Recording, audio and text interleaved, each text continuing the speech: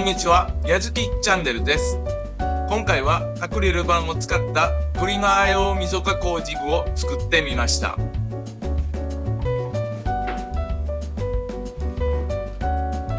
このジグは縦と横をスライドさせることで溝加工したい寸法に合わせることができます。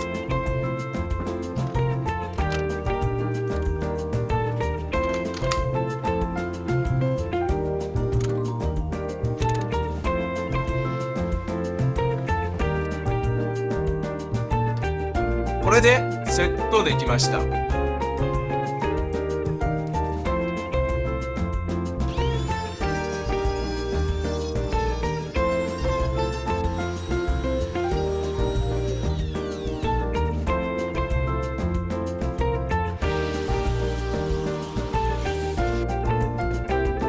簡単に加工することができました。